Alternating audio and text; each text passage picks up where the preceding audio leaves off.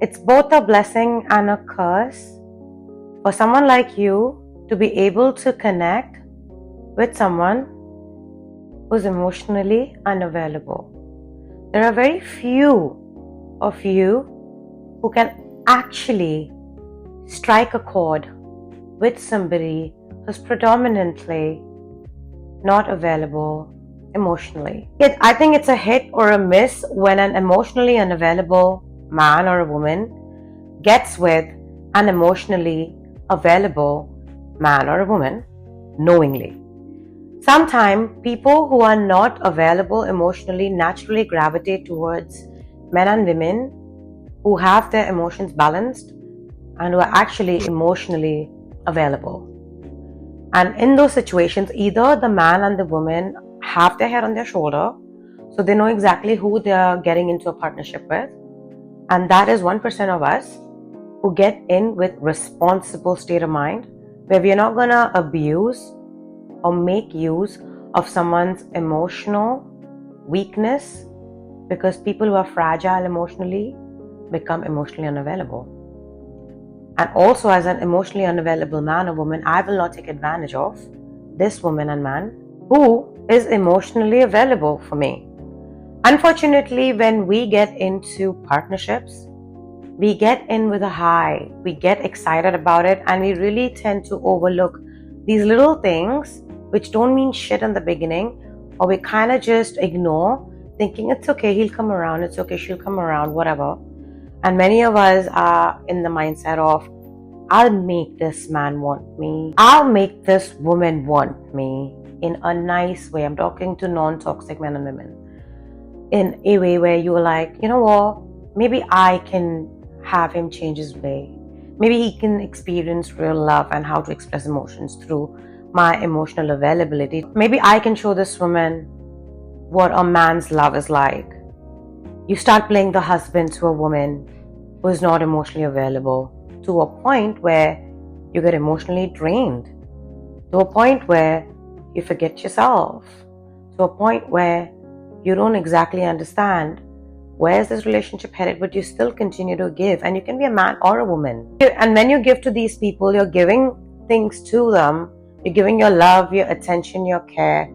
Because people who are emotionally available, they tend to not put as much value on materialistic gifts and trips. Not saying that's not important, because lifestyle is important and what you like is you like. But at the end of the day, you're not a gold digger. You're not a fucking trophy wife, trophy husband. You are somebody who's got your own, and you're not somebody who will ever be like, oh my God, I'll make him buy me dinner, I'll make her cook for me so then I don't have to spend on her and shit like that. You are not petty, and you're very realistic about where you stand emotionally, mentally, spiritually, physically, financially, whatever. And that's when you get into relationships. And when you get into relationships, you get everything out straight. You set your priorities straight. Because you're also very emotionally available, you expect reciprocity, as that is key for you. And naturally, when you are somebody who emotionally understands yourself and wants to connect with another person on an emotional level, on a deeper level, you naturally can't do fake. You naturally can't do surface level shit. You naturally can't be like, kiki kaka, let's get together and be all fake and everything with them just because you want somebody around you. At some point in your life, you and I have both been in a place where we got jaded, we got snaked, we got dissed by emotionally unavailable people who are also toxic fucking people. Now that's different. That makes them a fucking narcissist, a sociopath, a mentally unstable person. Because these people not only lack emotions, they even lack intelligence, and they lack empathy, they lack sympathy, they lack a soul and a spirit. And these type of people rejoice when they see their closest people failing. So when you are winning, they take that as a personal insult. When you're hurting, that's a personal achievement for them. But your growth and everything else that's positive for you is an insult to them. Been there, done that, fuck them. Get out. I'm talking to people who are good people, who are emotionally available to people intentionally. And when you come in touch with people who are not emotionally available, you understand why they're like that. Because none of us were born emotionally unavailable. The natural state of human being is love. The natural state of a human being is innocence. And something happens growing up, childhood happens, brought up happens, adolescence happens, adulthood is happening, life is happening, and people fucking change. And sometimes people become emotionally unavailable because they're just done with the hurt. Unfortunately, we live in a world, in my opinion, where most of us are jaded. We may not accept it, but somewhere, somehow, growing up, things have happened, and how much ever healing we do, because life is always healing, there's something that we are healing. And that's for us who are emotionally responsible people. So when we find another wounded person emotionally, we tend to see ourselves in their wound. And we try to be there for them as healers, empaths, emotionally available people, whatever it may be, who don't run away from emotions. You don't like confrontations because you rather talk stuff out nicely.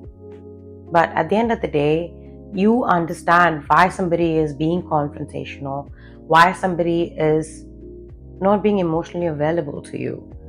But in that course of time, we can get carried away because we want to heal that unhealed wound in them. And by healing them or addressing that wound by being there for them emotionally, we are somewhere, somehow healing ourselves and our unhealed version that is mirrored in their wound. And that's why they say you attract someone who you are. It may not be physically, but on a personal, on an intimate, on a soul level, you guys connect. And this can be a karmic relationship. This can be soulmate, and soulmates can be friends, family, lovers, or very rarely it's a twin flame connection, and it happens with a very handful of people in this world. And that's another topic. And when you are very emotionally present with somebody who's emotionally unavailable, they take that as you being predominantly clingy. They see that as you being predominantly a cranky ass dude, a cranky ass woman.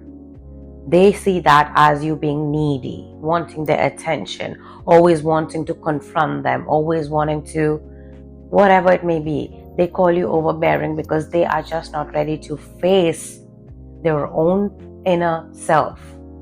On the outside, they look perfectly well done up, man or woman, like they got this shit together. And they probably do, because these are not toxic people. But these are people also who will never address emotions, who will never want to connect with anybody else emotionally. So these probably are people who will normally put you in love triangles or have side chicks, side dudes, because they can't commit. Example. And yes, that behavior makes this man, this woman a toxic person, because nobody wants a player in their life who is of high intelligence and emotionally available. But unfortunately, in many situations, and you and I in my past or your past, we've attracted probably players and playettes. But at the end of the day, we knew when to get out of the relationship because it was an imbalance. And that's the difference between somebody who knows when to stop the emotions and when to start the emotions, how much to give, how much not to give, because you were someone who was victim of multiple relationships where you never got nothing in return. You probably broke down every night, and after years and years and years of pain, you're finally in a place where you still have your emotions fucking intact. You're still emotionally available, but now you're no longer emotionally available to somebody who's intentionally emotionally unavailable. And who is unintentionally emotionally unavailable, you make sure now you tell them how you feel. When before you used to overly give and be there for somebody when they were never there for you, emotionally, mentally, spiritually, physically, financially, whatever, but you were always there for them. At the end of the day, they treated you like crap. You let toxic people in and out of your life. They never bothered how you felt emotionally because they never could really wrap their head around how you feel. When you are dealing with somebody who's not emotionally available and they don't understand the depth of emotions, then they will not be able to understand where you're coming from. So something that is very serious for you, very deep for you, may be nothing for them because they just don't fucking understand or get it. And the worst part is, They don't even try to get it. When people are intentionally, emotionally unavailable with an intention of just using and abusing you for whatever they're getting out of you, empathy, their sympathy, they suck the living life out of you till you have nothing to give, because that's all is lacking in their life. These people probably have everything else that they want, that the world puts value in, probably they don't. But one thing that these guys and these girls lack is emotional depth and availability.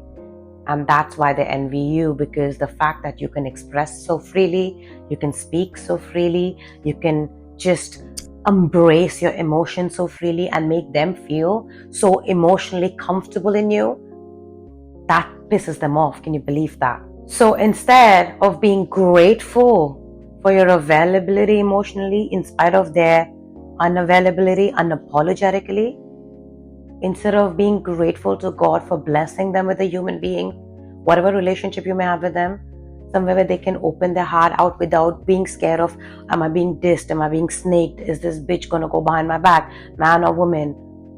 But you're actually fully there, present with them, because you're truly, fully, honestly in love with this human being as lovers, friends, or family, and that is platonic, please and thank you. But at the end of the day, if that is not the situation with this person, they will take that as an attack on them because they can't express, because they don't have that relationship with emotions. Jealousy starts brewing, and that shows in the form of envy and attacking you. And they attack you by telling you how fake your feelings are towards them. They start doubting your emotions. They start doubting everything you do for them. And they normally have a really bad circle around them. So they believe everything that a person has to say about you. It can be a goddamn fucking stranger. They'll believe a stranger over you as long as they can prove that your emotional availability is fake. And while that hurts them to know, if it was fake, it would really kill them. But they just want to make sure that their ego self feels that yes, this person is being fake because they're being emotionally available to you. So somewhere, somehow they're so guilty that they can't be emotionally available to you. They start attacking you, and they somewhere, somehow hope all the rumors they hear about you is true. So they can feel valid about their tyranny, about their narcissism towards you. Because you were unhealed and you are going through what you are going through in your soul's journey. So you were really not understanding your level of empathy, your depth of emotions. So you gave it off and you gave it away. And you gave it away to people who are emotionally unavailable intentionally, aka toxic people. But today in your life, when you're emotionally available to a non-toxic, emotionally unavailable man or woman, they will sit with you. They will try to discuss their emotions with you. When you both talk, of course you guys are going to fight, but there is passion in everything you kind of talk about. There's truth. The foundation of the relationship is based on truth, respect, and love.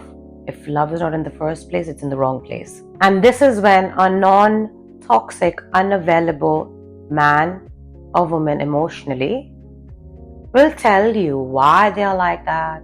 They get deep with you, because even if they're emotionally unavailable, they acknowledge the fact that they can't express emotions. But they also acknowledge the fact that they have somebody who is 1 out of 1,000,000 who will not take advantage of them for their lack of emotions expression. Because these people feel deeply, but they just can't express it.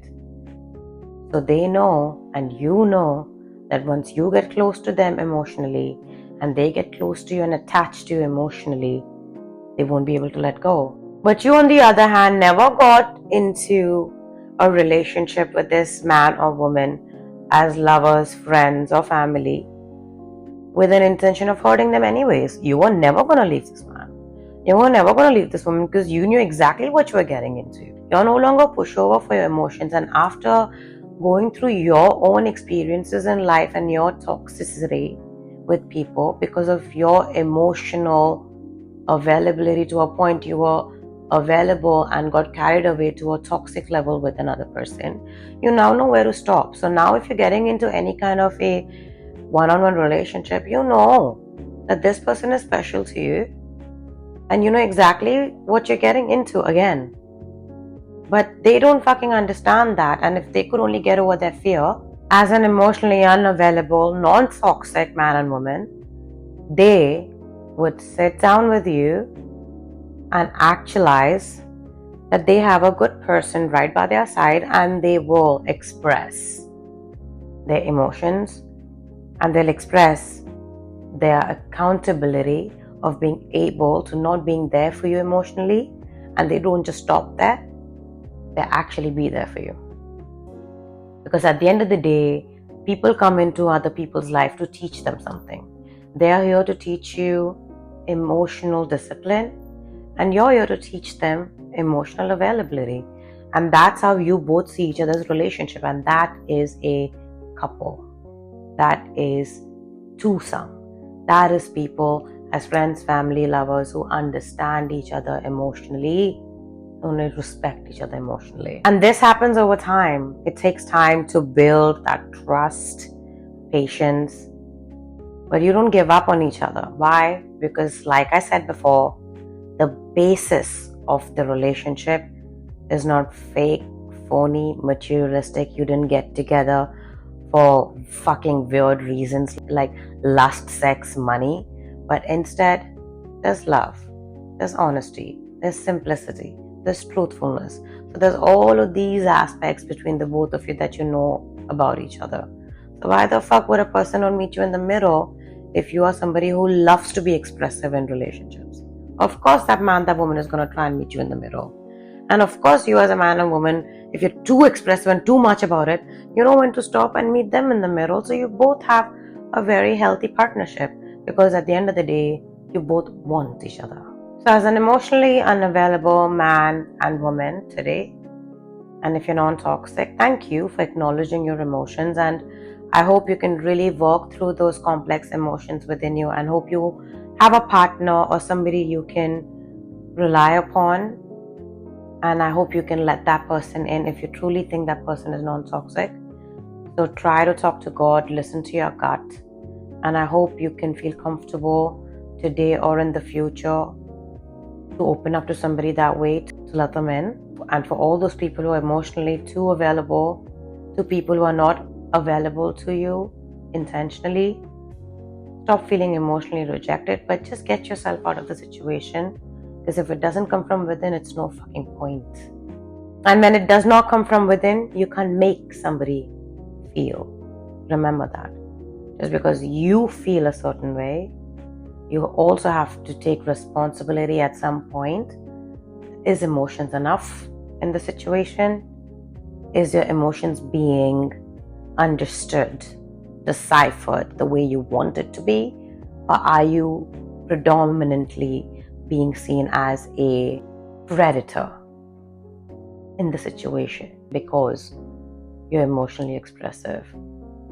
So if they don't care the truthfulness behind your expression, it's no point staying in a situation, because it's never going to be reciprocated and it's only going to get toxic, and you don't want to be in a toxic relationship. And you'll only feel emotionally rejected more and more, day by day, minute by minute, because best believe this person does not want to be available to you, and feeling emotionally rejected is a worse place to be.